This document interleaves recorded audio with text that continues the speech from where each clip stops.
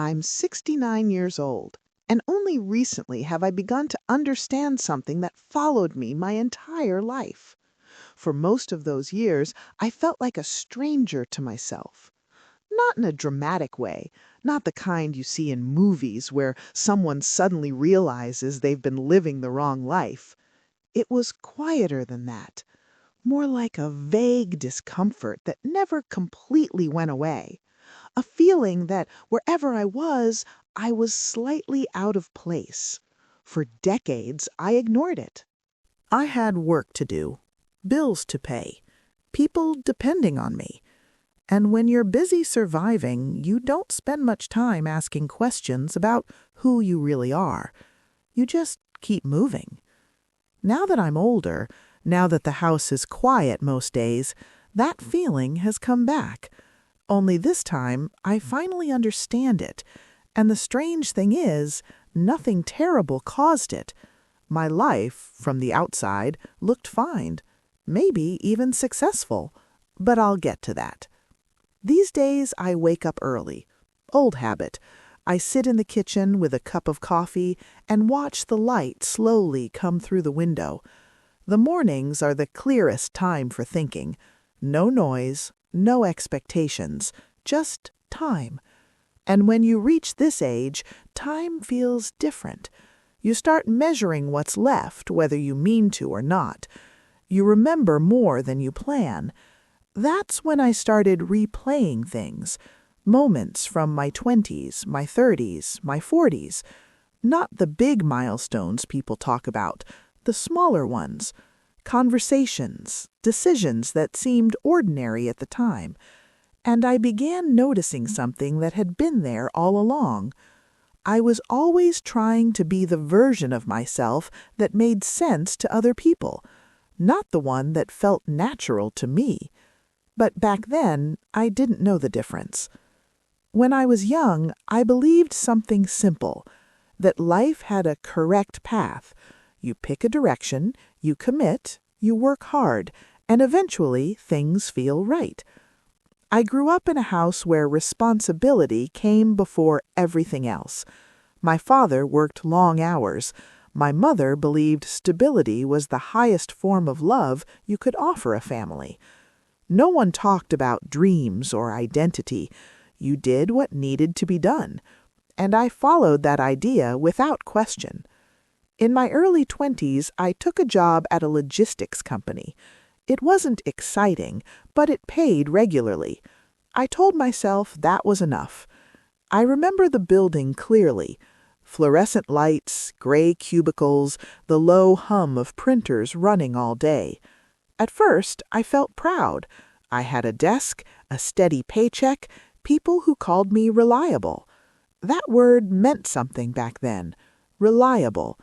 It felt like proof I was doing adulthood correctly. A few years later, I got promoted, then another promotion. My responsibilities grew, so did the hours. But the strange thing is, the more stable my life became, the more that quiet feeling inside me returned.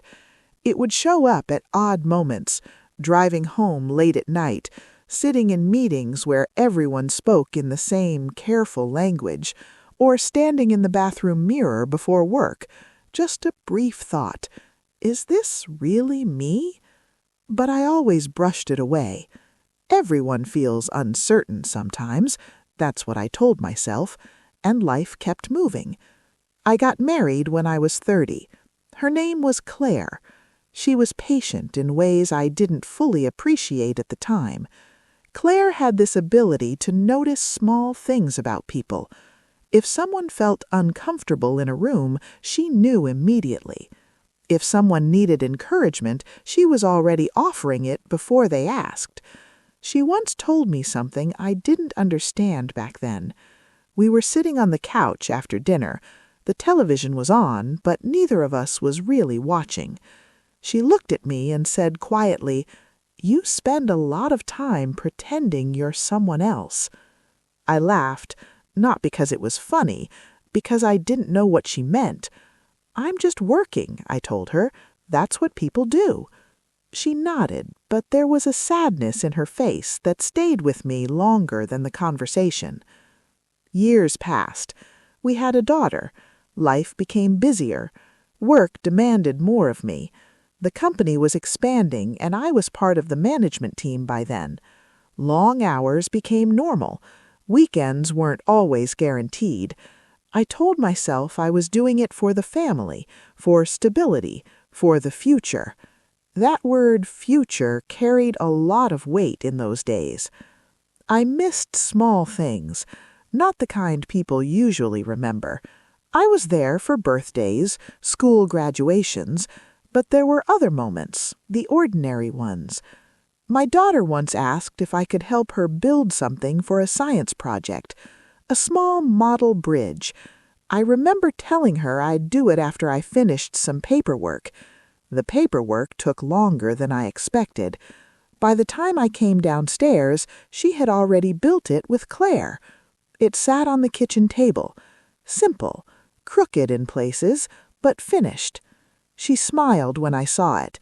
Kids are good at pretending they're not disappointed. Another time, Claire asked if I could come with her to visit her sister. It was a short trip, just a day, but I had a deadline at work.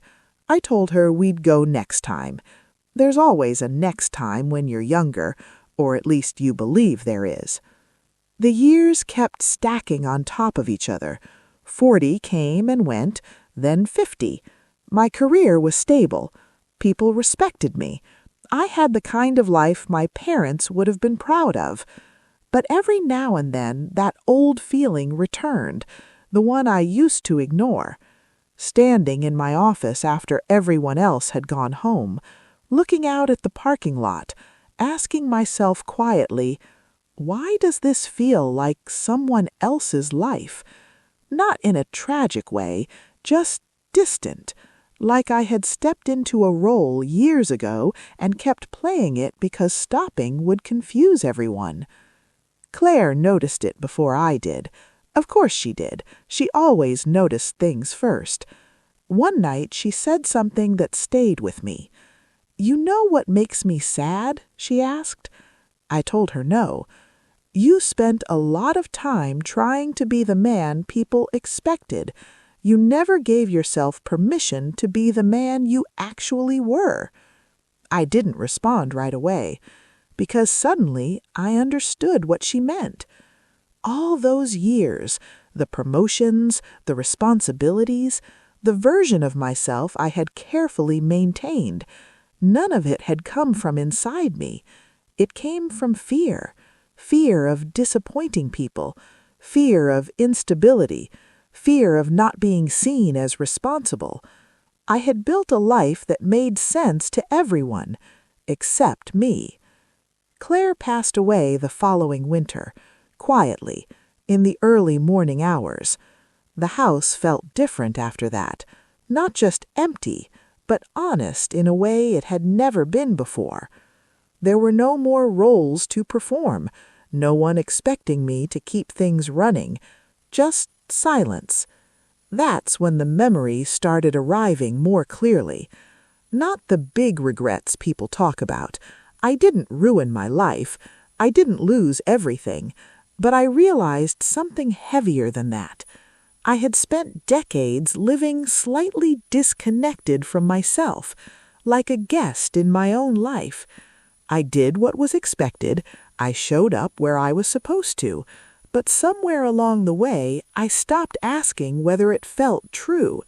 And once you stop asking that question, years can pass before you notice. At 69, I finally understand why that quiet discomfort followed me everywhere. It wasn't confusion. It wasn't depression. It was something simpler. I wasn't living as myself. I was living as a version of myself that felt acceptable, reliable, predictable, safe. There's nothing wrong with responsibility, nothing wrong with stability. But if you lose yourself while building those things, the cost is difficult to see until much later. These days I walk a lot, slow walks through the neighborhood.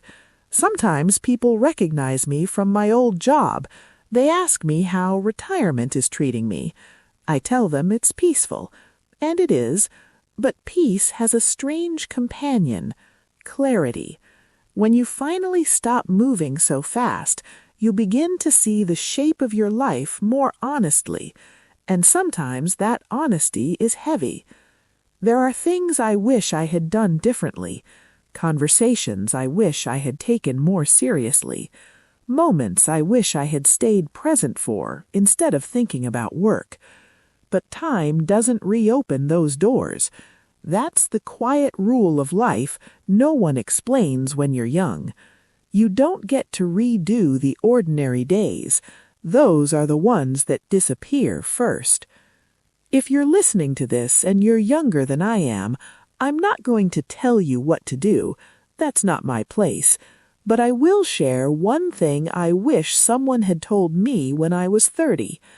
It's possible to build a life that looks right from the outside and still feel like a stranger inside it. That feeling doesn't always mean something is broken. Sometimes it means something inside you is waiting to be heard. Don't ignore it for 40 years the way I did. Not because you'll ruin your life, but because you might spend too much of it playing a role that was never really yours. And if this story meant something